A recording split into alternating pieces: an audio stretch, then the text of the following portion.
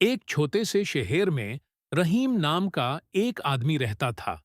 वो सालों से सड़क के किनारे छोटा सा जुगाड़ बिठाकर लोगों से छुट्टे पैसे मांगकर गुजारा करता था। कपड़े पुराने, चेहरा उदास और आंखों में बस मजबूरी। दिन भर लोग आते जाते रहते थे, कुछ देते, ज्यादातर नजर भी नहीं उठाते। रहीम की जिंदगी बस एक आदत बन चुकी थी। बेहाल सुबह, बेचारी शाम।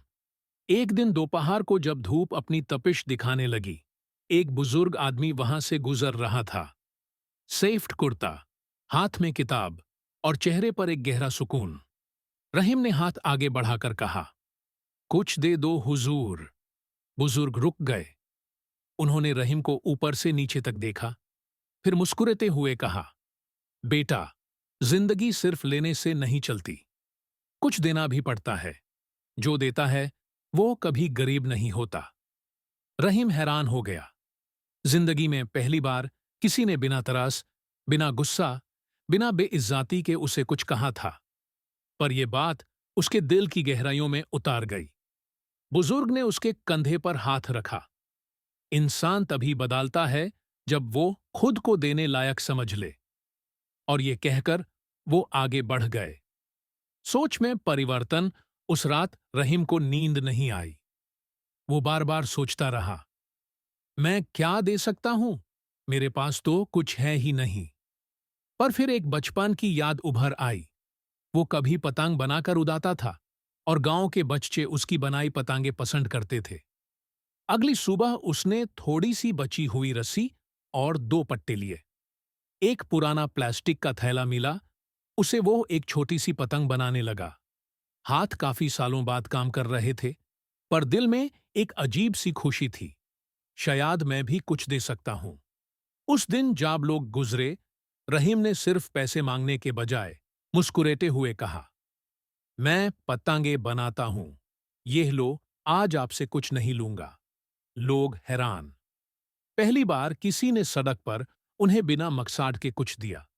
कुछ लोगों ने उसके हाथ में छुट्टे पैसे रखे, कुछ ने उसकी तारीफ की और कुछ बच्चे तो उसके आसपास खड़े हो गए।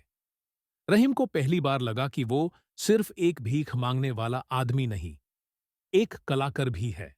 चौथा कदम, बाड़ा सफर। अगले दिन उसने दो पतंगे बनाई। 3 दिन बाद पंच, फिर दुस। लोग उसकी पतंगों को पसंद करने लगे। 5 से 10 रुपए के बदले लोग पतंग ले जाते और कभी कभी ज्यादा पैसे दे देते हुए कहते, यह तो दुकान में मिलने वाली पतंगों से ज्यादा सुंदर है।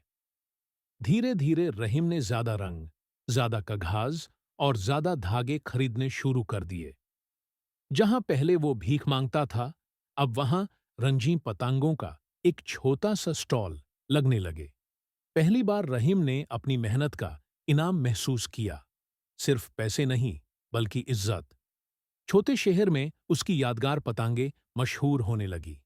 बच्चों के मुख से आवाज आती, अम्मी, चलो रहीम चचा की पतंग लेने।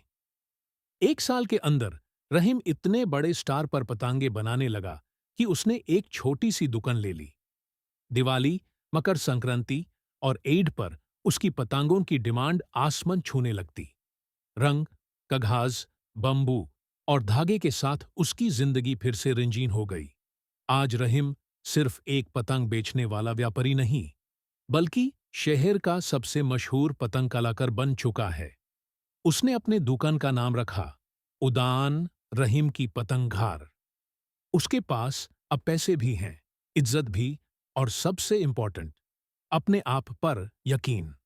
कभी सड़क पर बैठा रहने वाला रहीम आज नए बड़े ऑर्डर लेने लगा, स्कूल के बच्चों को पतंग वर्कशॉप पढ़ाने लगा और घर पर अपनी मां को सुख से रखने लगा।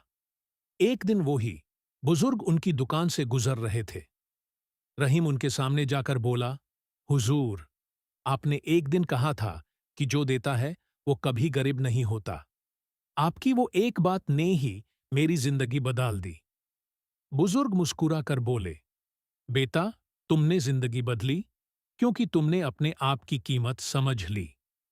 इस कहानी की सबसे बड़ी सीख ये है, जब तक हम खुद को कुछ देने लायक नहीं समझते, दुनिया भी हमें कुछ नहीं देती। खुद की कीमत पहचानो, थोड़ा देना सीखो और जिंदगी तुम्हें वापस बहुत कुछ दे देगी।